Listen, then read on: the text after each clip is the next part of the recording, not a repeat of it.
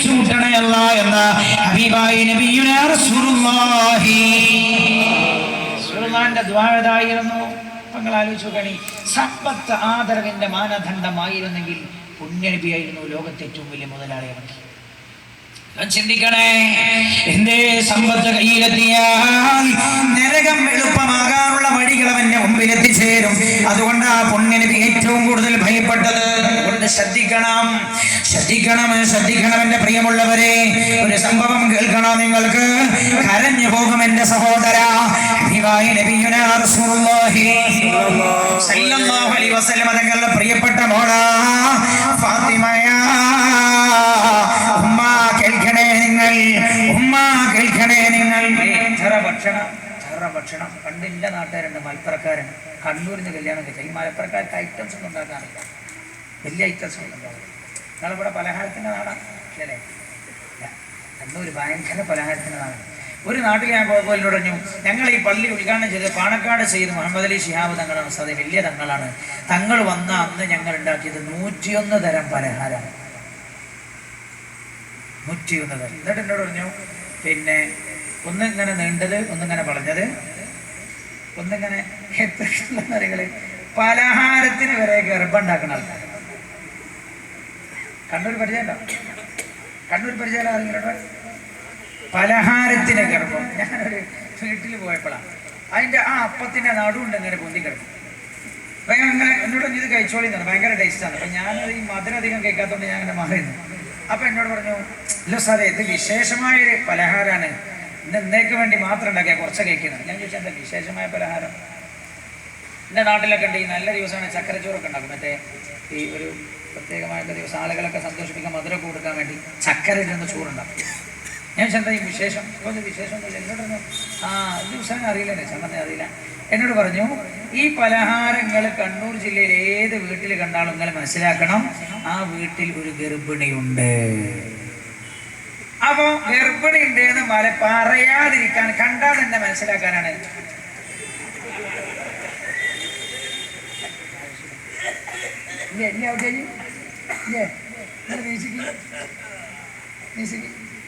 ഞാൻ കളവ് പറഞ്ഞതാണോ? അല്ല, കണ്ണൂർ ജില്ലക്കാരനാണ്, കല്ലായിൻ്റെ ജേസനാണ്. കല്ലായി സാഹിബ് അറിയില്ല?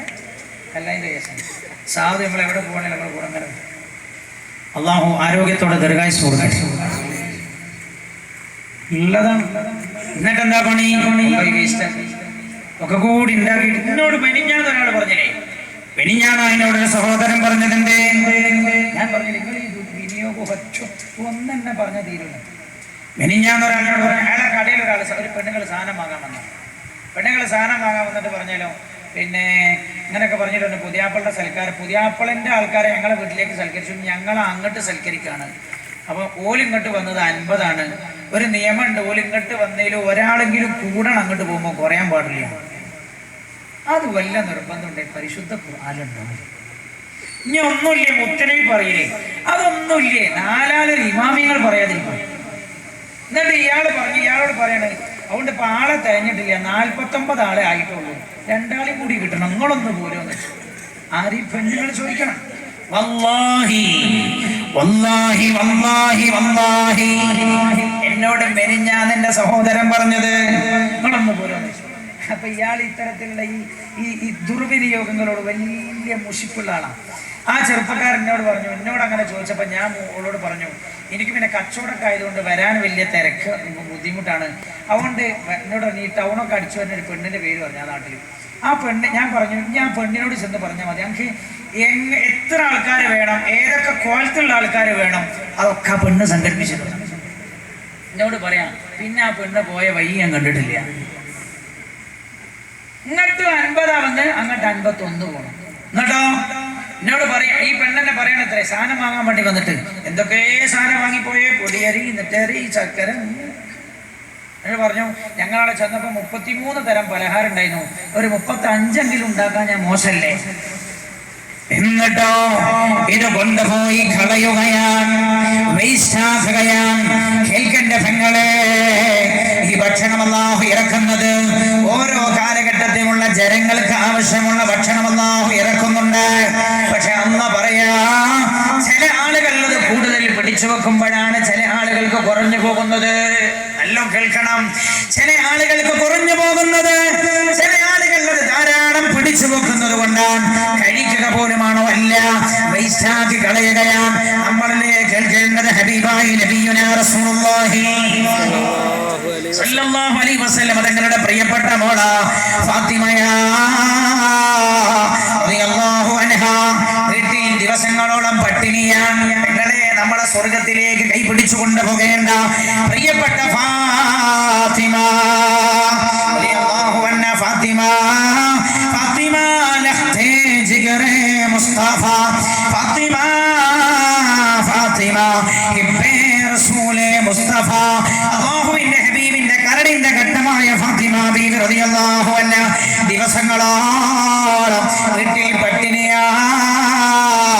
ഹസന് ഭക്ഷണമില്ല, ഹുസൈനാകുന്ന കുഞ്ഞുകുട്ടിക്ക് ഭക്ഷണമില്ല, പട്ടിണിയാ.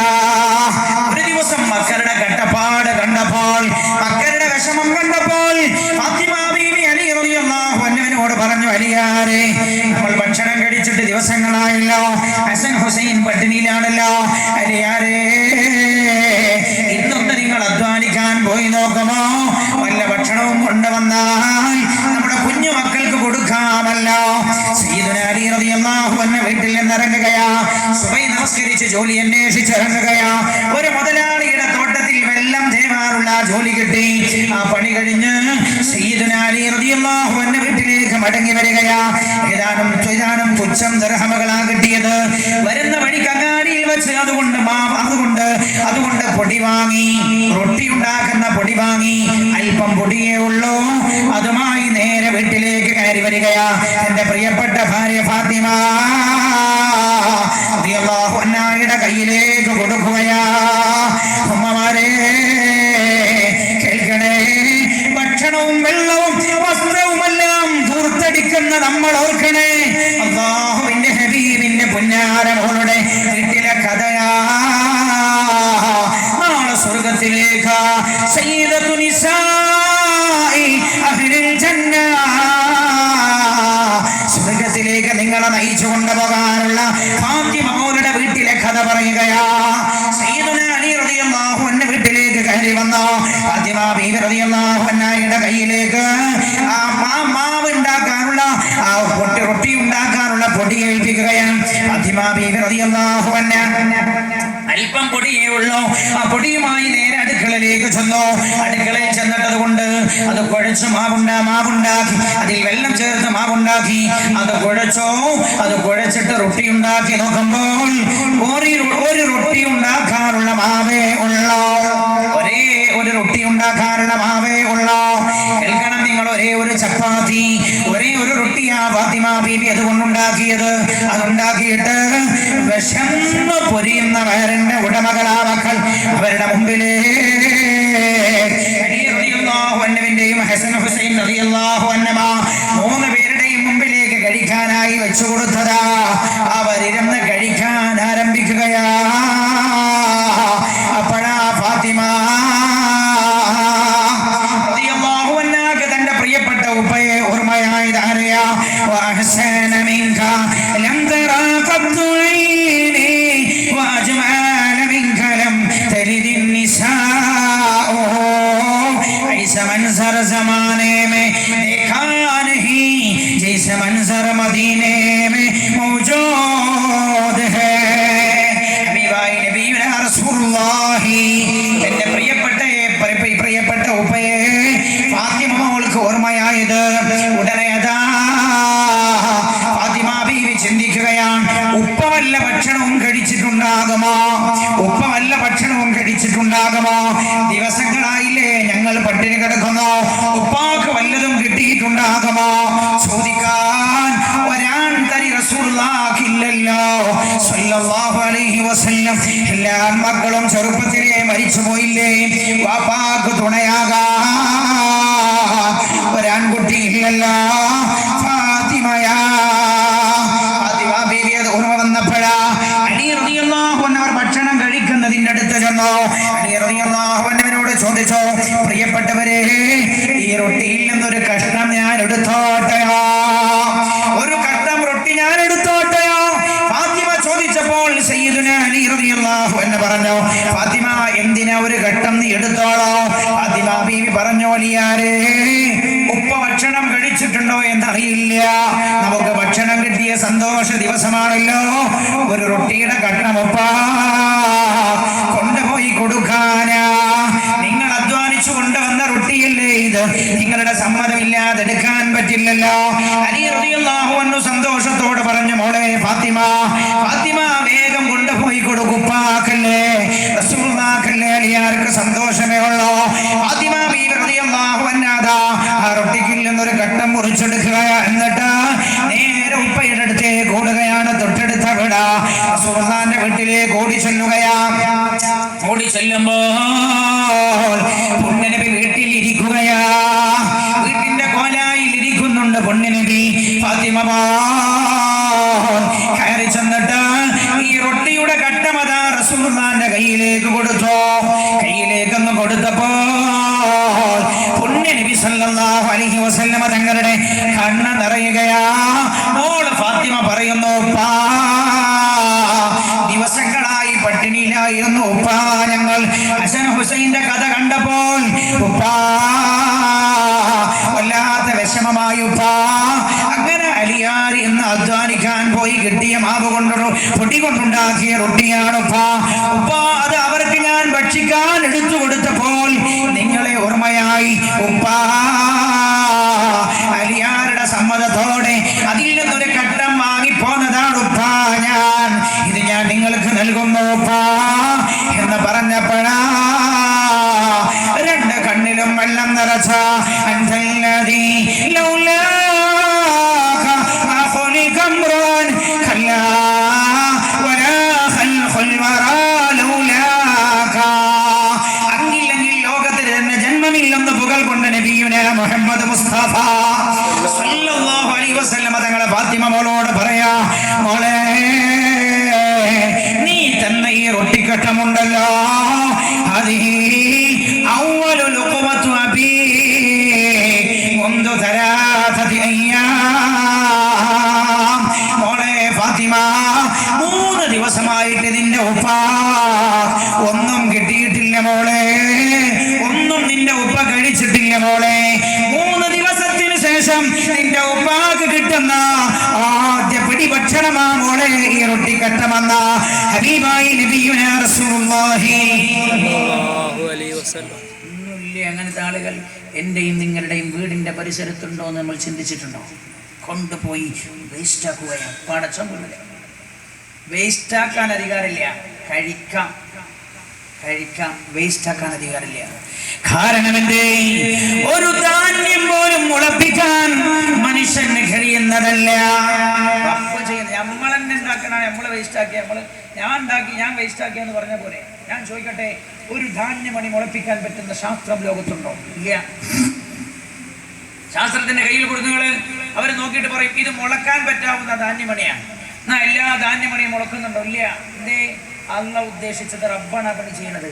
അങ്ങനെ അള്ളാഹു എത്തിച്ചു തരുന്ന ഭക്ഷണം വേസ്റ്റ് ആക്കാൻ അധികാരം മനുഷ്യനില്ല.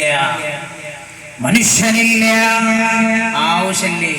കളിയാണ് ആവശ്യമുള്ള. ഞാൻ ചോദിക്കട്ടെ, വീട്ടിൽ കല്യാണം നടക്കാൻ,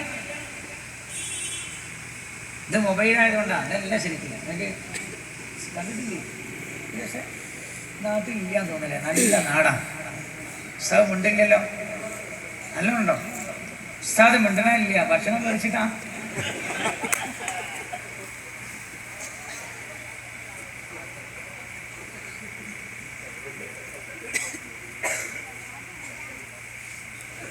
ഏതൊക്കെ കൊലത്തിലെടുക്കണം? പുതിയാപ്പിള അങ്ങനെ വരുമ്പോ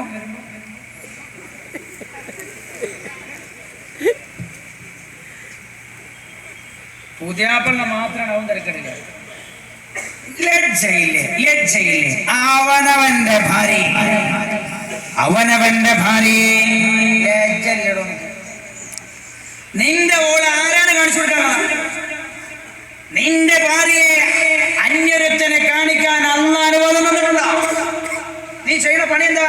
ഓനെങ്ങനെ ഞാൻ എന്റെ നാട്ടുകാരോട് പറയാം, മലപ്പുറക്കാരോട് സധൈര്യം പറയാലോ, തന്നോട് കേൾക്കില്ല. അവരെ കേൾക്കാത്തത് കൊണ്ട് സധൈര്യം പറയാമല്ലോ.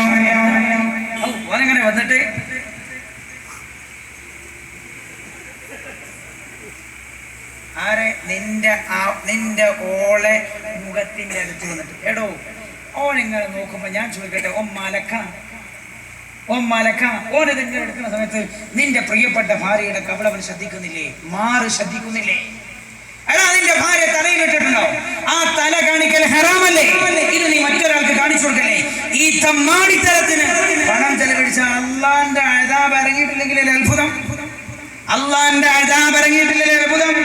കല്യാണം കഴിഞ്ഞു വാപ്പാക്ക് 2 മാസം കഴിഞ്ഞപ്പോ ക്യാൻസറാ, ഓനെ തലക്ക് ട്യൂമറാ. എങ്ങനെയോ ട്യൂമർ വരാതിരിക്കാം? എങ്ങനെ ട്യൂമർ വരാതിരിക്കും? സമ്പത്ത് ദുർവിനിയോഗം ചെയ്യല്ലേ? ഈ സമ്പത്തിന് വേണ്ടി കരഞ്ഞു പ്രാർത്ഥിക്കുന്നവർ നമ്മുടെ വീടിന്റെ അടുത്തില്ലേ? ഞാൻ നിങ്ങളോട് നേരത്തെ പറഞ്ഞില്ലേ 30 ലക്ഷത്തിന്റെ ഒരു കല്യാണം. അതേ ദിവസം എനിക്കൊരു അനുഭവമുണ്ട്. എന്താ എന്റെ അനുഭവം? 30 ലക്ഷത്തിന്റെ കല്യാണം പൊടിക്കുന്നുവെന്നറിഞ്ഞ അതേ ദിവസം പിറ്റത്തെ ദിവസം, അത് കഴിഞ്ഞ തൊട്ടടുത്ത ദിവസം, അതേ ദിവസം വേറെ കല്യാണം നടക്കേണ്ട. ആ കല്യാണത്തിന്റെ ആൾ പിറ്റേ ദിവസം സുബൈ നമസ്കരിക്കാൻ പള്ളിയിൽ നമസ്കരിക്കാൻ വന്നു. സുബൈയുടെ നിസ്കാരം കഴിഞ്ഞ് സലാം വീട്ടി ദുആ കഴിഞ്ഞ ഒരു ക്ലാസ് എടുക്കാറുണ്ട്. ക്ലാസ് കഴിഞ്ഞ സമയത്ത് ആ മനുഷ്യൻ വന്നിട്ട് കൈ ഇങ്ങനെ പിടിച്ചിട്ട് 2 കണ്ണൊന്നും വെള്ളം നിറച്ച് കണ്ണൊഴുക്കിയിട്ട് പറഞ്ഞു, സാറേ ഇന്നലെയൊന്നും എൻ്റെ മോളെ കല്യാണം. ഞാൻ കുടുംബക്കാരൊക്കെ വന്നാൽ എൻ്റെ വിഷയക്കെടു തീരും എന്ന് ഞാൻ കരുതിയിരുന്നു. പക്ഷേ ആകെ കിട്ടിയത് 80,000 ഉറുപ്പിക. ജ്വല്ലറിക്കാരന് ഞാൻ മറ്റന്നാൾ പൈസ കൊടുക്കാമെന്ന് പറഞ്ഞതാണ്.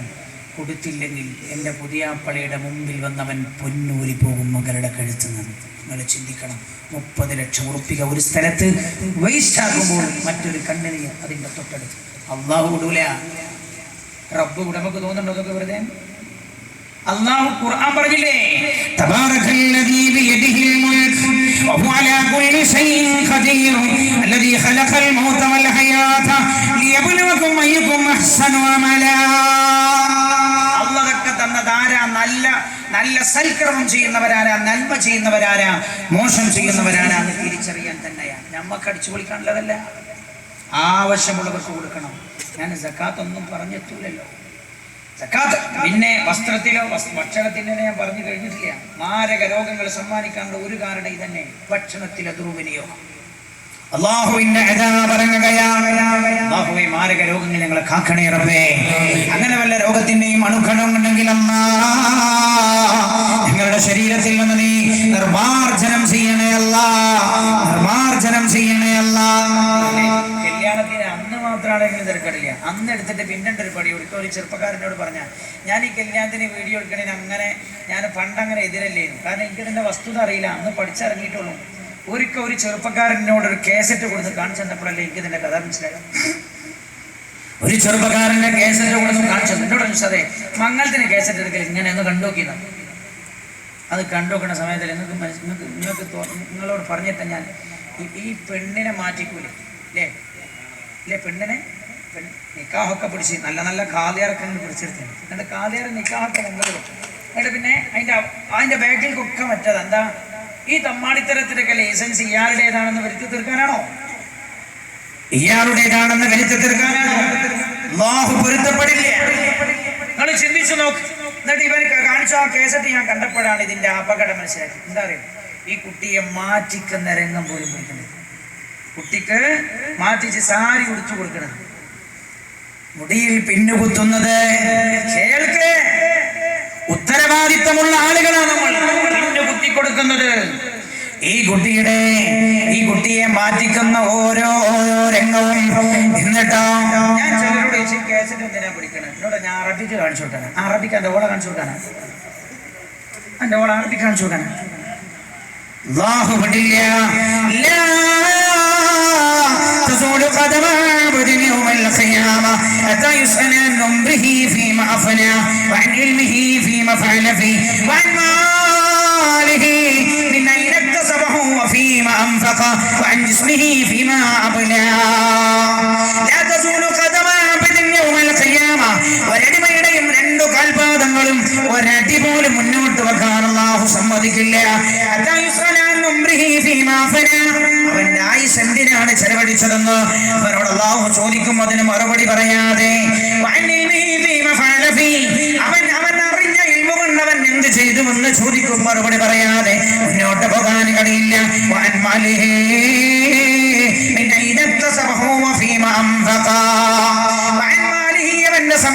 കുറിച്ച് അല്ലാഹു അവനോട് ചോദിക്കും, എങ്ങനെയാണ് ആ പണം ഉണ്ടാക്കിയത്, എന്തിനാ ചെലവഴിച്ചതെന്ന് അല്ലാഹു ചോദിക്കും. എന്താ ഉത്തരം പറയാം? അല്ലാഹു ബോധം നൽകട്ടെ, ബോധം നൽകട്ടെ. അറിഞ്ഞാ പിന്നെ നമ്മൾ മാറണം, അറിഞ്ഞാൽ നമ്മൾ മാറണമല്ലോ. അല്ലാഹുവേ, ഹൃദയത്തിലേക്ക് നീ വെളിച്ചം കടത്തി തരണേ അല്ലാ. വസ്ത്രത്തിന്റെ കാര്യം ഞാൻ പറയണം. വസ്ത്രം എന്തിനാണ്? വസ്ത്രം എന്തിനാണ്? എന്തൊന്നില്ല. നിങ്ങൾക്ക് എന്നോട് ദേഷ്യായോ? നിങ്ങൾക്ക് എന്നോട് ദേഷ്യായോ? കുറച്ച് ആൾക്കാരില്ലാന്ന് പറഞ്ഞു. നിങ്ങൾക്ക് എന്നോട് ദേഷ്യായോ? നിങ്ങൾക്ക് എന്നോട് ഇഷ്ടമായോ? അത് ആയിട്ടില്ല അല്ലേ? അതായിട്ടില്ല. നമ്മളെടുത്തുണ്ടോ? നമ്മൾ വസ്ത്രം എന്തിനാണ്? മറക്കണം. എന്ത് മറക്കാൻ? ഔറത്ത് മറക്കാൻ. വസ്ത്രം എന്തിനാണ്? ഔറത്ത് മറക്കാൻ അല്ലേ? അന്ന് വസ്ത്രം എന്തിനാ? ഔറത്ത് മറയാതിരിക്കാൻ, ഔറത്ത് മറയാതിരിക്കാൻ അല്ലേ? ചില പള്ളിയിലൊക്കെ പോയൊക്കെയാണ് നിസ്കരിക്കാൻ വേണ്ടി പള്ളിയിൽ പോയൊക്കെ എന്നോട് മാഷ് പറഞ്ഞു, എൻ്റെ പരിചയത്തിൽ മാഷ് മുമ്പ് ഇടയ്ക്കൊക്കെ തമാശ എന്നാണ് എന്നോട് ചോദിച്ചത്, എപ്പോഴും ആൾക്കാരെ മുമ്പിൽ തന്നെ നിന്നാ പോരാ, ഇടയ്ക്കൊക്കെ ഒന്ന് ബാക്കിൽ നിന്ന് നോക്കും. മുമ്പിൽ നിൽക്കാൻ തന്നെ എന്താ അറിയും? ഇമാമായിട്ട് നിൽക്കാൻ അല്ലേ? ഇമാമാണോ? എന്നോടൊക്കെ പണ്ടൊരു മുക്രി ചോദിച്ചു, സമയം ചെയ്യാറായിട്ടല്ലേ, എവിടെ എത്തിയില്ലേ വിഷയം. ഞാൻ സക്കാത്ത് പറയാനാ വന്നത്. ഞാൻ തൽക്കാലത്ത് കൂട്ടിയേക്കും. സക്കാത്ത് നമുക്ക് പിന്നെ പറയാം. സക്കാത്ത് എന്നുള്ള വിഷയത്തിൽ നമ്മൾ കടന്നില്ലേ? വിനിയോഗവും ദുർവിനിയോഗം. വിനിയോഗിക്കേണ്ടത് എവിടെയെന്ന് ഇപ്പൊ പറഞ്ഞു വരുന്നുള്ളൂ. അതിൽ ഇപ്പൊ ഭക്ഷണം, വസ്ത്രം വന്ന് ഇനി ബാക്കി പറയട്ടെ, ബാക്കിയൊക്കെ പറയട്ടെ. ഭവനം പറയാനുള്ളതാണ്. ഭവനത്തിൽ വിനിയോഗിക്കേണ്ടത് എങ്ങനെ, ദുർവിനിയോഗമാകുന്നത് എങ്ങനെ പറയണ്ടയാ ഒക്കെ വിഷയം. അപ്പൊ ഞാൻ പറഞ്ഞത് ഏതായാലും പൂർത്തിയാക്കി പറയാം. സക്കാത്ത് നമുക്ക് പിന്നെ പറയാം. പിന്നെ അങ്ങനെ വന്നിട്ട് ഓരോന്നിനും സമ്പത്ത് വിനിയോഗിക്കേണ്ടതുണ്ട്. അവിടെ ദുർവിനിയോഗമാകുന്നത് എപ്പോഴാണ്? അതിൽ വിനിയോഗത്തിൽ പറയേണ്ട ഒരു വിഷയമാണ് സക്കാത്ത്. നമുക്ക് പിന്നെ ഒരിക്കൽ ഇൻഷാ അല്ലാഹ് സക്കാത്ത് എന്ന വിഷയം തന്നെ പറയാം. അല്ലാഹു തൗഫീഖ് ചെയ്യട്ടെ. അതുകൊണ്ട് ഞാൻ ഈ ബുക്കൊക്കെ കൊടുത്താൽ എന്താ പറയുക, ഈ കണക്ക് ഈ ഉറക്കൊയ്ക്കണോണ്ട് ഓർമ്മക്കുറവ് വന്നിട്ട് കണക്ക് തെറ്റിപ്പോണ്ടെന്ന് എഴുതിയിട്ട് പുസ്തകമായിട്ട് വന്നതാ. തൽക്കാലം ഞാനത് മടക്കി വെച്ചു. കാരണം സമയം അവസാനിക്കുകയാണ്. നിയമപാലകർക്കും തടസ്സമാവാൻ പാടില്ലല്ലോ. എന്നോട് ഈ മാഷി പറഞ്ഞു, സാർ നിങ്ങൾ എപ്പോഴും മുമ്പിൽ നിന്നാൽ പറ്റും, ഇടക്കിടക്ക് ബാക്കിലും നിൽക്കണം. പണ്ടൊരു മുക്രി സാർ എന്നോട് ചോദിച്ചു, സാറേ മുക്രി എന്നുള്ളതിന്റെ അർത്ഥം എന്താണെന്ന് അറിയിച്ചു. ഞാൻ പറഞ്ഞു മുക്കരി ബോധിക്കുന്ന ആളിന്. എന്നോട് ഒന്നല്ല. ഞാൻ ചോദിച്ചാൽ എന്താ? എന്നോട് മുൻക്രിയ ചെയ്യുന്ന ആളിനാണ്. അതിന്റെ ഷോർട്ട് ഫോം ആണ് മുക്രി. മുൻ എന്നുള്ളതിനെ മു, ക്രിയ ചെയ്യുന്ന ആളുകളുടെ ക്രീ, മുക്രി. അപ്പൊ ഞാൻ ചോദിച്ചാൽ അങ്ങനെ മൂപ്പര് പറഞ്ഞു നോക്കുമ്പോൾ എനിക്ക് മനസ്സിലായത് സംഗതി ശരി തന്നെയാണ്. എന്നോട് ചോദിച്ചാൽ ഞാൻ നിങ്ങൾക്ക് എന്ത് ചെയ്യണമെങ്കിലും ഞാൻ ആദ്യം ചെയ്യേണ്ടതെന്ന് വെച്ചാൽ ഞാൻ ചോദിച്ചാൽ എന്താ? എന്നോട് നിങ്ങൾക്ക് പൊത്തു പോകുന്നുണ്ടെങ്കിൽ ഞാൻ മാഷ വിളിക്കണ്ടേ? നിങ്ങൾക്ക് നിസ്കരിക്കണമെങ്കിൽ ഞാൻ മാ കൊടുക്കണ്ടേ? ഇമാമത്ത് നിൽക്കണമെങ്കിൽ ഞാൻ എക്കാമത്ത് കൊടുക്കണ്ടേ? അപ്പൊ ശരിയാ. നിങ്ങൾക്ക് നിക്കാഹ് ചെയ്യണോ? ഞാൻ പൊത്തു പോകുന്നുണ്ടെന്ന് വെച്ചാൽ ആലോചിച്ച് നോക്കുക. ശരിയാ. മരിച്ചാൽ പോലും അങ്ങനെ. മരിച്ച വീട്ടിൽ ചെന്നതാണ്, ഉസ്താദ് ദ്വാരക്കാൻ പോവാം, അൽ ഫാത്തിഹ. അപ്പൊ എനിക്ക് തോന്നി സംഗതി ശരിയാണ്. എന്നോട് ഈ മാഷ് പറയാം, എപ്പോഴും നിങ്ങൾ മുമ്പിൽ നിൽക്കരുത്, ഇടക്കിടക്കൊന്ന് ബാക്കിൽ വന്ന് നിൽക്കണം. അപ്പൊ ഞാൻ ചോദിച്ചാൽ എന്താ? എന്നോട് പറഞ്ഞു ബാക്കിൽ നിന്നാല് ആ നാട്ടിൽ കുറെ കനാലുണ്ട്, വെള്ളം പോണ കനാൽ എന്നല്ല പറയാം. എന്നോട് പറഞ്ഞു അങ്ങനെ കുറെ കനാല് കാണാന്നാണ്. ഞാൻ ചോദിച്ചു പള്ളിയിൽ കനാലോ? എന്തേ? ആ ജാതിയ പേന്റിന്റെ പോലെ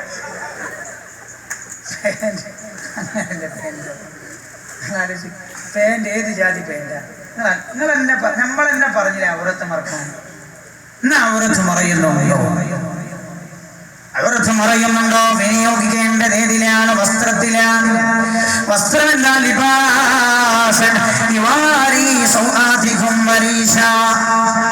പ്രയോഗം തന്നെ അങ്ങനെ.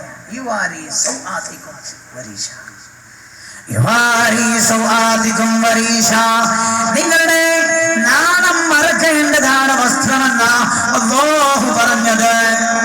ഒരു മനുഷ്യന്റെ നാണം അതല്ലേ. ഞാൻ പണ്ടൊരു ഹോട്ടലിൽ ഭക്ഷണം കേൾക്കാൻ അങ്ങനെ ഇരുന്നപ്പോ ഞാൻ എൻ്റെ കൂടെ ഉള്ളവരോട് പറഞ്ഞു, ആ ഇരിക്കണ്ട, അങ്ങോട്ട് പറയുമ്പോൾ മാറി. എന്നോട് ചെന്താ കൂടെ ഇരുന്നാല് ഫാൻ ഉണ്ടല്ലോ ഇവിടെ. ഞാൻ പറഞ്ഞു അവനോട്, ഞാൻ പറഞ്ഞു ഇപ്പൊ തൽക്കാലം മാറുന്നു, നമുക്ക് അപ്പം ഫാൻ ഉണ്ടല്ലോ കൂടെ, അവിടെ ഫാൻ ഇല്ലാന്ന്. അപ്പൊ എന്താ ഇവിടുന്ന് മാറണമെന്ന് വെച്ചു. അപ്പൊ ഞാൻ പറഞ്ഞു അതിന്റെ അപ്പുറത്തിരിക്കണ ആളെ താഴത്തേക്കൊന്ന് നോക്കി. താഴത്തേക്കെന്ന കാൽമക്കല്ല, ഇരിക്കണ സ്റ്റൂൾമൊക്കെ. അപ്പൊ എന്താ നിങ്ങള് ഓന്റെ ടീഷർട്ടും പാൻറ്റും തമ്മിൽ തൊട്ടിട്ടേ ഇല്ല. ഓൻ ഷെഡിട്ടണോന്ന് എനിക്ക് സംശയമാണ്. നമുക്ക് ആലോചിച്ച് ബാക്കി കഥ എന്താണെന്ന് ആലോചിച്ച് മനസ്സിലാവും. ഏതിലാ വിനിയോഗിക്കേണ്ടത്? ഖുർആൻ പറഞ്ഞിട്ടുണ്ട്, പരിശുദ്ധമായ ഖുർആൻ, പരിശുദ്ധ ഖുർആൻ. ഞാൻ പണ്ടൊരാൾ തമാശ പറഞ്ഞതാണെന്ന് കാര്യം പറഞ്ഞാൽ എനിക്കറിയാം. അതിലൂടെ പള്ളിക്ക് കയറിയ പാടെ തന്നെ ഇയാൾക്കൊന്ന് ഫോൺ ചെയ്യണമെന്ന് തോന്നി. അയാൾക്ക് ഭാര്യയ്ക്ക് വീട്ടിൽ പള്ളിയിൽ കയറിയതാണ്. അപ്പൊ അയാള് ഇങ്ങനെ ഫോൺ ചെയ്യാൻ വേണ്ടി, അന്ന് ഈ കോയിൻ ബൂത്തൊക്കെ ഉള്ള സമയമാണ്. കോയിൻ ബൂത്ത് അറിയില്ലേ? അപ്പൊ വേറെ ചില ബൂത്താ, കോണ്ടം ബൂത്താണ്. അന്ന് നമ്മൾ കോയിൻ ഇട്ടാൽ ഫോൺ വിളിക്കണമെന്ന് കോയിൻ ഇട്ടാൽ കോണ്ടം കിട്ടുകയാണ്. കോണ്ടം എന്ന് അറിയുന്നവർ മനസ്സിലാക്കിയത് ഇനി എന്നോട് ചോദിക്കരുത്, അറിയാത്തവരോട് ചോദിച്ച് മനസ്സിലാക്കി. മനുഷ്യനെ അതപ്പതിച്ചത് ഞാനിപ്പോ പറഞ്ഞ പോലെ ആള് തോന്നിയാസം പറഞ്ഞു. എല്ലാ ദിവസവും നമ്മുടെ പാർലമെന്റിൽ പോലുള്ള ചർച്ച എന്താണ്? നമ്മുടെ പാർലമെന്റിൽ പോലും ചർച്ച സ്വവർഗരതി പറ്റൂലേ? ആര്? വലിയ വലിയ മനുഷ്യന്മാരെ. നമ്മൾ വോട്ടൊക്കെ ചെയ്തിട്ട് ഇവിടെ നമ്മൾ കഷ്ടപ്പെട്ട് അമ്മാമാനെ താങ്ങി പിടിച്ചിട്ട്, അമ്മാമാക്ക് നടക്കാൻ തന്നെ കഴിയൂല. ആ അമ്മാമാനെ ഒരാള് കഴുത്തിൽ കൈയിട്ട് വേറൊരാള് തോളിൽ കൈയിട്ട് താങ്ങി പിടിച്ച് ബൂത്തിൽ കൊണ്ടുപോയി അമ്മാമാക്ക് വോട്ടന്നെ ചെയ്യാൻ അറിയില്ല. എന്നിട്ട് പിന്നെ ഓപ്പൺ വോട്ട് ഇയാള് ചെയ്ത് ഇത്ര കഷ്ടപ്പെട്ട് വോട്ടൊക്കെ ചെയ്ത് പറഞ്ഞ മനുഷ്യന്മാർ ആടെ പോയി ഇരുന്നിട്ട് ചർച്ച ചെയ്യാം. സ്വവർഗരതി നിയമം മൂലം പാസ്സാക്കണം. എത്ര മോശമാണ് അതിന്റെ അന്ത്യം, എത്ര ഗംഭീരമാണ്, എത്ര ഭീകരമാണ് അതിന്റെ അന്ത്യം. വിഷയം അതല്ലാത്തത് കൊണ്ട് ഞാൻ അങ്ങോട്ട് കിടക്കുന്നില്ല. തോന്നിയാസല്ലേ കാലത്തിന്റെ ഒരു ചിത്രം നിങ്ങൾക്ക് പറഞ്ഞു തന്നതാണ്. ഇയാൾ പറയാൻ അങ്ങനെ പള്ളിയിൽ കയറി ഭാര്യയ്ക്ക് ഫോൺ ചെയ്യണം. അവർക്ക് മൊബൈലൊന്നുമില്ല. പണ്ടത്തെ പല 7 വയസ്സ് വരത്ത് മൊബൈലല്ലേ. ഇപ്പൊ അടുത്ത 1.5 കൊല്ലം മുമ്പാണ് എന്റെ പള്ളിയിൽ തന്നെ ഔട്ടേഷൻ ഉണ്ടാവും, ഉത്സവമൊക്കെ ഉണ്ടാവും എന്ന് എനിക്ക് തോന്നണേ. പിന്നെ നിസ്കാരം നിസ്കരിക്കുന്ന സമയത്ത്, നോമ്പല്ലാത്ത കാലം ജമാഅത്ത് നിസ്കാരത്തിൽ കയ്യാണ് തെറ്റിയും തുടങ്ങിയതാണ്. ഇതെന്ന്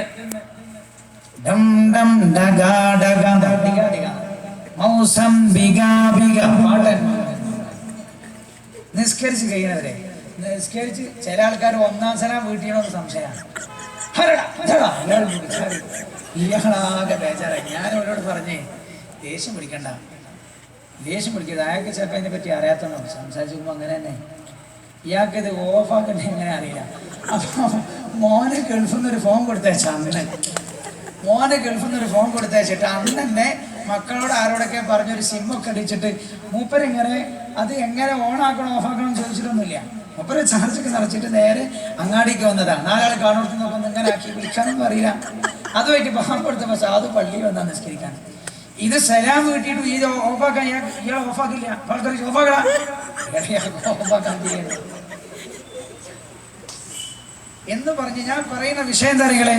ഏതായാലും ഇയാൾ അന്ന് ഫോണൊന്നും ഇല്ലാത്ത കാലം ഇയാൾ ഫോൺ ചെയ്യാൻ വേണ്ടി കോയിൻ ബൂത്തിൽ നാണയിട്ട് ഫോൺ ചെയ്യാൻ വേണ്ടി വരികയാണ്. അത് ആഗ്രഹിച്ച് ഇങ്ങനെ വരുമ്പോൾ ഒരാൾ പറഞ്ഞു, അപ്പൊ പള്ളിയിൽ തന്നെ ഇയാൾ കുറെ കോയിൻ ബൂത്ത് കണ്ടത്. എന്നിട്ട് ഇയാൾ ₹1 കോയിൻ എടുത്ത് അതിലിട്ട് ഫോൺ ചെയ്യാൻ റിസീവർ എടുത്തില്ലേ എന്ന് സംശയമാണ്. നമുക്ക് തിരിഞ്ഞില്ല. മാത്രം അവസ്ഥ ദയനീയമാണ്.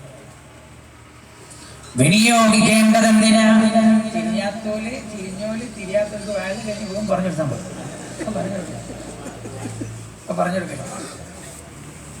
ഇല്ലേ ശരി അങ്ങനല്ലേ? ആലോചിച്ചോ അല്ലേ? ഇവന്റെ കുപ്പായും പാൻറ്റും തമ്മിൽ എപ്പോഴെങ്കിലും ഒരിക്കലെങ്കിലും ഒന്ന് സലാം ചൊല്ലിയെന്ന് സംശയം. വീട്ടിന്റെ മുറ്റത്തൊക്കെ കണ്ട ചെറിയ കുപ്പായം നമുക്ക് തോന്നും 3 വയസ്സായ 4 വയസ്സായ കുറെ കുട്ടികളുടെ വീട്ടിൽ. അല്ല, 28 വയസ്സായ കുട്ടിയുടെ കുപ്പായം പാൻറ്റും തമ്മിൽ ടച്ചാവാത്ത കോലത്തിലുള്ളതാണ്.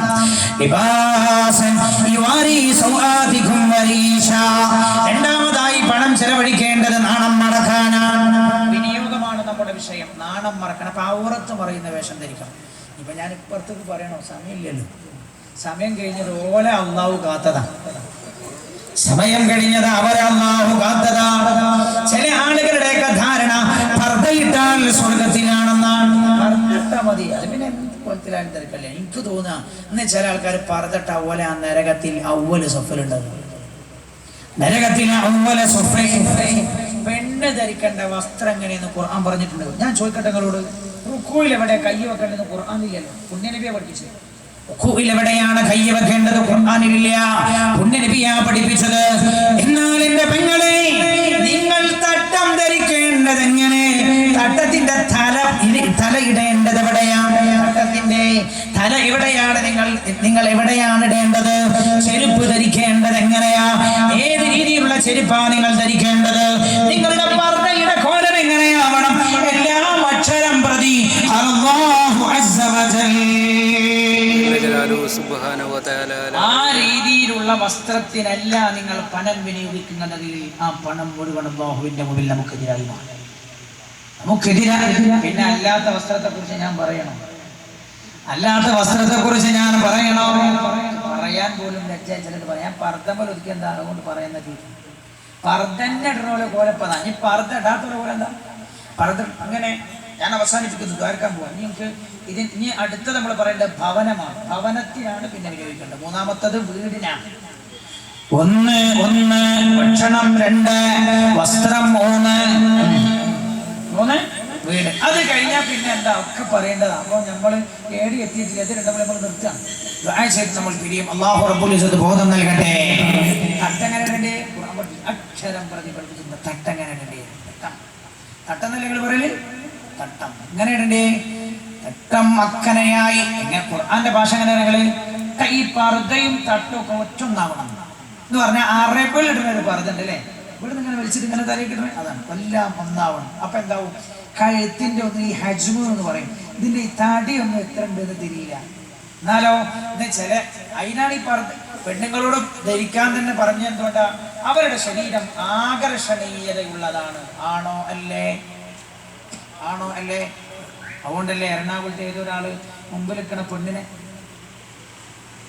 വായിച്ചില്ലേ? അപ്പൊ ഈ നാട്ടിൽ പത്രം വരാറില്ലേ? ബസ് കയറാൻ നിൽക്കുക. പെണ്ണ് ജോലി കഴിഞ്ഞ് പോവാം, മറ്റവനും ജോലി കഴിഞ്ഞ് പോവാം. ജോലി കഴിഞ്ഞ് പോണ സമയത്ത് ബസ് ഇങ്ങനെ കയറാൻ നിൽക്കുമ്പോൾ ഈ ചങ്ങായിന്റെ മുമ്പിൽ ഈ കോലത്തിലാണ് പെണ്ണ് നിൽക്കണത്. ആ കോലത്തിൽ ഇങ്ങനെ നിൽക്കുമ്പോ അതിന് വല്ലാതെ മാറിപ്പോയി ഉണ്ടാവും. ഓനാരും അറിയാതെ അപ്പാടെ പിടിച്ചും പോയില്ലേ? പത്രത്തിൽ വായിച്ചല്ലോ നമ്മൾ. അപ്പൊ എന്താ? പെണ്ണിന്റെ ശരീരം ആകർഷിക്കപ്പെടുന്നു. അതുകൊണ്ട് വിശുദ്ധ ദീൻ പറഞ്ഞു ശരീരം മറക്കണം മുഴുവൻ. എന്നിട്ട് എന്താ പറഞ്ഞാൽ ദീൻ? ഹജ്മ പോലും പെണ്ണിന്റെ ശരീരത്തിന്റെ തടി പോലും കാണിക്കരുത്. നമ്മളാണെങ്കിലോ പർദ്ദ ഇങ്ങനെ ഇട്ടിട്ട് ബസ്സിന്റെ കമ്പിയിൽ ഇങ്ങനെ പിടിച്ചാല്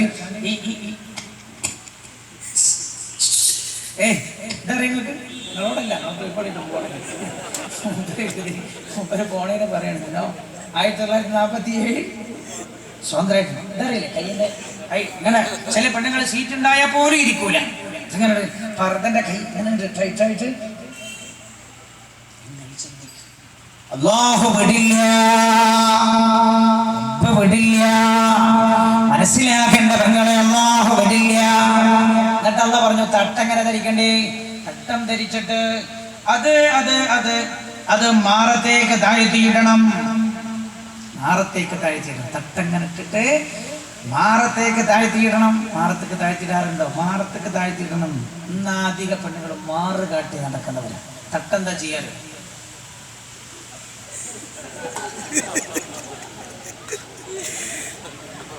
ഇവിടെ ഇങ്ങനെ ഒരു സാധനമുണ്ട്. ഇതിങ്ങനെ നടക്കുമ്പോ അല്ലെങ്കിൽ എന്താ ചെയ്യാറ്? ഞാൻ പറയാം, സമ്പത്ത് വിനിയോഗിക്കേണ്ടതെന്തിനാ? ദുർവിനിയോഗമാകുന്നത് എപ്പോഴാണ്? അല്ലാഹു പറഞ്ഞ രീതിയിലല്ല വിനിയോഗമെങ്കിൽ അതൊക്കെ ദുർവിനിയോഗമാണ്. അതെല്ലാം ദുർവിനിയോഗമാണ്. വേറെ നിങ്ങൾ കണ്ടിട്ടില്ലേ? ഈ ഫാൻസി കടയിലൊക്കെ പോയാൽ കിട്ടും മുടിയില്ലാത്തവർക്ക് മുടിമേലിടാനൊരു സാധനം അല്ലേ? ഞങ്ങൾക്ക് ഫാൻസി കട ഉണ്ടോ? എന്താണ് പറയുന്ന പേര്? ഓലെന്താ പേര് പറയണ്ടല്ലോ? എന്ത് മക്കളോ എന്തായാലും കുഴപ്പമില്ല.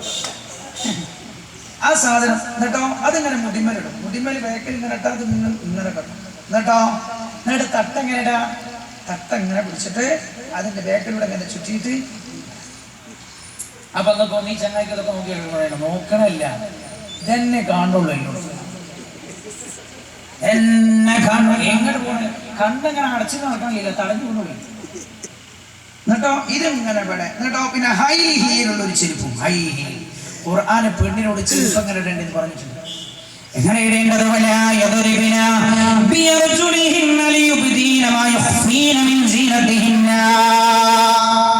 പെണ്ണിനോടാ പറയുന്നത്, നീ ഒച്ചയുണ്ടാകുന്ന ചെരുപ്പിടരുത്. ഒച്ചുള്ള ചെരുപ്പല്ലേ ഉള്ളൂ.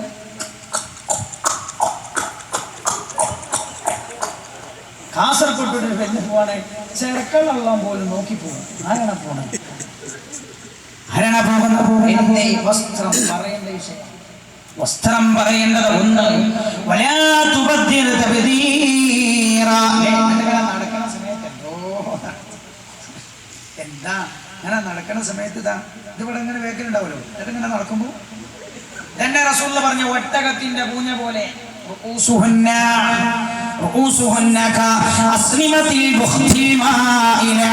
അവരുടെ തല ഒട്ടകത്തിന്റെ പൂഞ്ഞ പോലെയായിരിക്കും. പറഞ്ഞെന്താ? ആ നടത്തത്തിന് ഇങ്ങനെ ഒരു പ്രത്യേക ശൈലിയാണ്. പുണ്യനബി പറയാം, അവർക്ക് സ്വർഗമില്ലെന്ന് മാത്രമല്ല, അവർക്ക് സ്വർഗത്തിന്റെ പരിമളം പോലും ഇല്ലെന്ന് നബിയുനാ മുഹമ്മദ് മുസ്തഫ. അല്ലാഹു റബ്ബുൽ ഇസ്സത്ത് നമ്മളെ കാത്തുരക്ഷിക്കട്ടെ. ഭയങ്കര വിഷയം. ഉമ്മ ശ്രദ്ധിച്ചോളോ, ഏതിലാ വിനിയോഗിക്കേണ്ടത്? വസ്ത്രത്തിലാണ്. ഏത് വസ്ത്രമാണ് വാങ്ങേണ്ടത്? നാണം മറക്കേണ്ട വസ്ത്രമാണ്. ഇസ്ലാം പറഞ്ഞ പോലെ ഔറത്ത് മറക്കാൻ പറ്റാവുന്ന വസ്ത്രമാണെങ്കിൽ അതിൽ വിനിയോഗിച്ച കൂലിയാണ്. അതല്ലാത്ത രീതിയിൽ വിനിയോഗിച്ചാലോ ദുർവിനിയോഗമാ. മാത്രമല്ല, ഒരാൾക്ക് എത്ര വസ്ത്രം, ഒരാൾക്ക് തന്നെ എത്ര വസ്ത്രം? ഒരു 20-25 കൂട്ടൊക്കെ. 20-25 ഞാൻ പറഞ്ഞാൽ നിങ്ങൾ വിശ്വസിക്കുമെന്ന് അറിയില്ല. ഞാൻ ഒരിക്കൽ ഗൾഫിൽ ഒരു സ്ഥലത്ത് പോയി. ഏതാ രാജ്യമൊന്നും ഞാൻ പറയില്ല, കാരണം ഞാനെങ്കിലും ഗൾഫിലൊക്കെ എവിടെയെങ്കിലും കണ്ടാൽ അതാ ആ ചങ്ങായി മുങ്ങടോ എന്ന് പറയരുത്. കേട്ടില്ല, ഞാനൊരു അനുഭവം പറയാം. ഒരു ഗൾഫിൽ ഒരു രാജ്യത്ത് പോയതാ. രാജ്യത്ത് പോയപ്പോൾ ഒരു സഹോദരൻ എന്നെ റൂമിലേക്ക് എന്നെ ക്ഷണിച്ചു കൊണ്ടുപോയി. റൂമിലേക്ക് ഞങ്ങൾ പോയി. ഞാൻ ചെന്നു. അപ്പൊ പുറത്തുണ്ട് കുറേ ഷൂ, ഒരുപാട് ഷൂ. അപ്പൊ ഞാൻ അവനോട് ചോദിച്ചു, കയറി നോക്കുമ്പോൾ ആ റൂമിൽ ഒറ്റ കട്ടിലാണ്. ഞാൻ ചോദിച്ചു, ഈ റൂമിൽ എത്ര ആൾക്കാരാ താമസിക്കണം? എന്നോട് പറഞ്ഞു, ഞാൻ മാത്രം. അപ്പൊ ഞാൻ പിന്നെ ഒന്നും മുണ്ടിയില്ല. അവരോട് വെച്ചാൽ എന്താ അങ്ങനെ ചോദിച്ചെന്ന്? അല്ല, പുറത്ത് കുറേ ഷൂ കണ്ടപ്പോൾ ഞാൻ വിചാരിച്ചു കുറേ ആൾക്കാരുണ്ടെന്ന് എഴുതി ചോദിച്ചാൽ. അപ്പൊ ഞാൻ ചോദിച്ചാൽ ഷൂ ഒക്കെ ആരുതാണ്? അപ്പൊ മൂപ്പര് ഒരാൾക്ക് എൻ്റെതാണ്. എന്നിട്ട് ഇപ്പം എന്നോട് പറയാം 60 കൂട്ടം ഷൂ ഉണ്ട്. നിങ്ങൾ വിശ്വസിക്കുന്ന അറിയില്ല, 60 കൂട്ടം ഷൂ ഉണ്ട്. എന്നിട്ട് ഞാൻ ചോദിച്ചാൽ എന്തിനാ? എന്നോട് ഞാൻ ഓരോ ഓഫീസിൽ പോകുമ്പോൾ ഓരോ ഷൂട്ടാണ് പോകുന്നത്.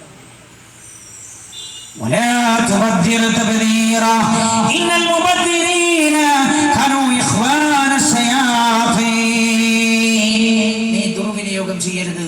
ദുർവിനിയോഗം ചെയ്യുന്നവർ പിശാചിന്റെ കൂട്ടുകാരാണ്. വസ്ത്രം ഞാൻ പറഞ്ഞു തീർന്നിട്ടില്ല, എന്നാൽ എല്ലാം പറഞ്ഞു വെച്ചോ. ഇനി അടുത്തത് ഭവനമാണ്. ഭവനത്തിന് വേണ്ടി ചെലവഴിച്ച കൂലിയാണ്. എങ്ങനെ ചെലവഴിച്ചാൽ?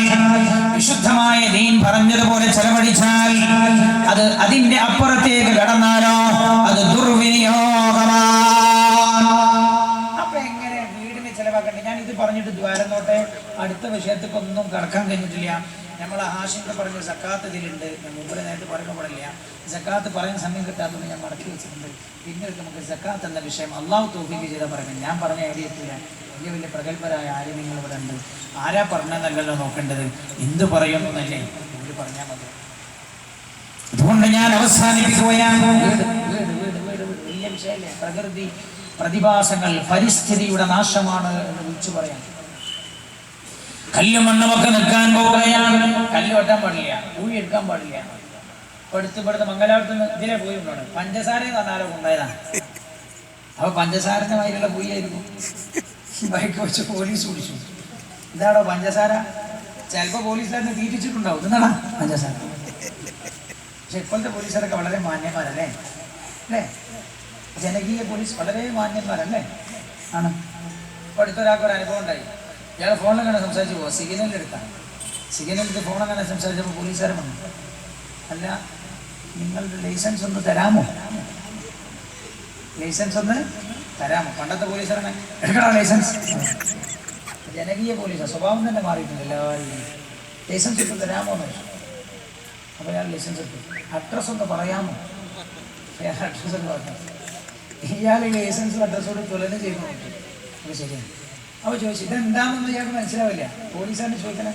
പിന്നെ ചോദിച്ചു, നിങ്ങൾ ഈ സിഗ്നൽ പിന്നെ ഇതായാൽ ഓപ്പൺ ആയാൽ നിങ്ങൾ നേരെയാണോ പോകുന്നത്, വലത്തോട്ടോ റൈറ്റിലേക്കോ ലെഫ്റ്റിലേക്കോ കട്ട് ചെയ്യുമെന്ന് ചോദിച്ചു. അപ്പോൾ ഇയാൾ പറഞ്ഞു നേരെയാണ് പോകുന്നത്.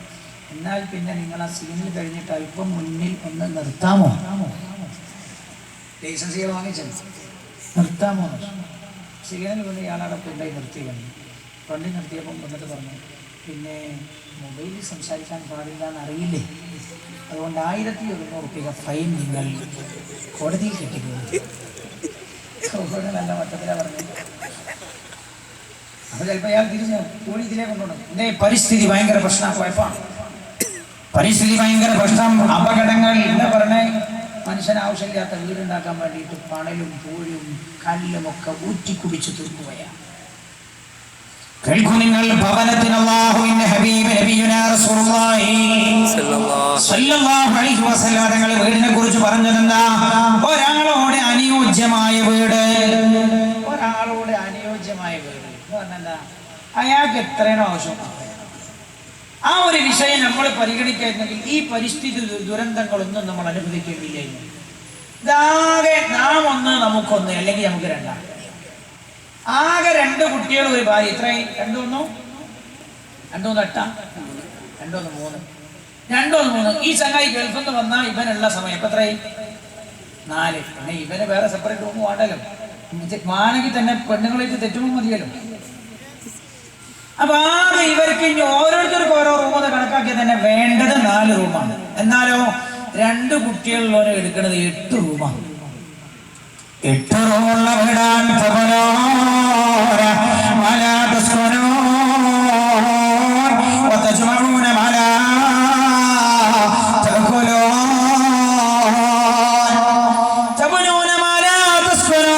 നിങ്ങൾക്ക് ജീവിക്കാൻ ആവശ്യമില്ലാത്ത വീടുകളാണ് നിങ്ങൾ നിർമ്മിക്കുന്നത് എന്ന് ഹബീബായി നബിയുനാ മുഹമ്മദ് മുസ്തഫ സല്ലല്ലാഹു അലൈഹി വസല്ലം. അതന്നെ ദുർവിനിയോഗമാണ്, അല്ലേ?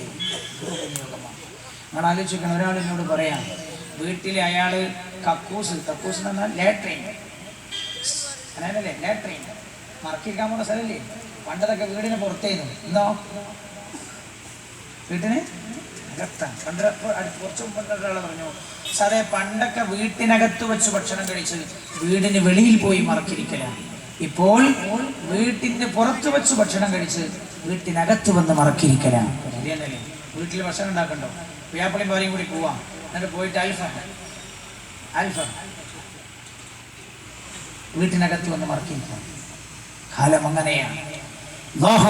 നല്ല സംസ്കാരത്തിന്റെ ഉടമകളിൽ ഞങ്ങൾ ഉൾപ്പെടുത്തണേ റബ്ബേ. ഒരാൾ പറഞ്ഞു, അയാളെ വീട്ടിൽ ഈ ലാട്രിൻ എന്ന് പറഞ്ഞാൽ എന്താ പറയുക, ടോയ്ലറ്റ് വന്നാൽ ശൈത്താന്റെ വീടെന്നതിൻ്റെ അർത്ഥം അല്ലേ? ആണോ? നിങ്ങൾ പോയിട്ട് 1 കിലോ തക്കാളി തട്ടേനെ എവിടുന്നാ പറയല്? 1 കിലോ തക്കാളി തരീന്ന് എവിടുന്ന പറയാ? തക്കാളി കറി വിരിഞ്ഞിട്ടില്ലേ? ടൊമാറ്റോ എവിടുന്നാ പറയാ? അങ്ങാടി. പച്ചക്കറി മാർക്കറ്റ് പോയിട്ടാ പറയാം. 1 കിലോ മീൻ നോക്കട്ടെ എന്ന് പറയാ, അല്ലേ? അല്ലെങ്കിൽ ഈ മീൻ അങ്ങോട്ട് എടുത്തേക്കുന്ന എവിടുന്ന പറയാ? മീനുള്ളടത്തുനിന്നല്ലേ? മീനുള്ളടത്ത് മീൻ എടുത്തേക്കുന്ന അല്ലേ? മീനൊന്നും ഇല്ല. ഒരാൾ ഇങ്ങനെ ഇരുന്നിട്ട് പറയാം, ഈ ഇറച്ചൽ കൊണ്ടുപോയിക്കോന്ന് പറഞ്ഞാൽ അയാൾ മുമ്പ് ഒന്നുമില്ല. നമ്മളെന്താ വിചാരിക്കാം, അയാൾ കുറച്ച് മുമ്പ് വരെ തിരക്കല്ലേ, മുന്നിപ്പോൾ അയാളെ കുതിരെടുത്ത് കൊണ്ടുകൊണ്ടിരുന്നത്.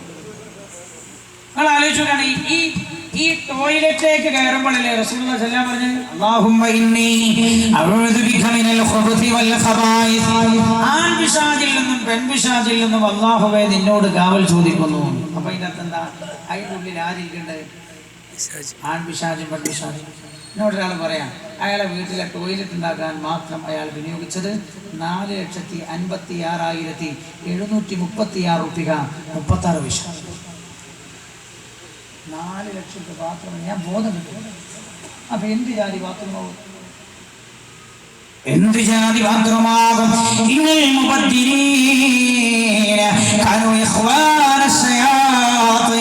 സഹോദര, മഴ കൊള്ളാതെ പെയ്യുന്ന മഴ മുഴുവൻ വീട്ടിനകത്തേക്ക് ചോർന്നൊലിക്കുന്നവർ നിന്റെ ചുറ്റുഭാഗത്ത് താമസിക്കുന്നുണ്ട്. മറന്നു പോകല്ലേ. ബോധം നൽകുമാറാകട്ടെ. പുണ്യനബി പറഞ്ഞ് ഒരാളോട് അനുയോജ്യമായി വിടണം. ഈ നാട്ടിലെ പഞ്ചായത്ത് പ്രസിഡന്റിന്റെ അതേ സൗകര്യം വേണ്ട ഈ നാട്ടിലെ ഒരു സാധാരണക്കാരന്റെ വീടിന്റെ ആ സൗകര്യം വേണ്ട. ഒരാൾക്ക് അനുയോജ്യമായി വിടണം. അത് ആവശ്യമില്ലാത്തത് നിർമ്മിക്കരുത് എന്ന് പുണ്യനബി സല്ലല്ലാഹു അലൈഹി വസല്ലം അല്ലേ? 8 റൂം ഉണ്ടാക്കിയിട്ട് ഇവൻ ആ റൂം കാണുന്നല്ലേ? കൊല്ലത്തിൽ ഒരുക്കം കടന്ന് കാല് വെച്ച് പോയി ഇതേ മണ്ണാമലുണ്ടോന്ന് അറിയാം. മണ്ണാൻ തന്നെയല്ലേ പറയാം. കുറച്ച് ഞാൻ കേസിലായി പറഞ്ഞില്ല. ഞാൻ ആലോചിച്ചു വേറെ ഒന്നോ ദുർവിനിയോഗമാണ്. ഭയങ്കര അന്ത്യമാണ് ദുർവിനിയോഗത്തിൻ്റെ എന്ന് മാത്രം ഓർമ്മപ്പെടുത്തി ഈ വിഷയം തീരാതെ ബാക്കി വെച്ച് നമ്മൾ പിരിയുകയാണ്. എല്ലാവരും എഴുന്നേറ്റ് വിഷമാരൊക്കെ അടുത്തേക്ക്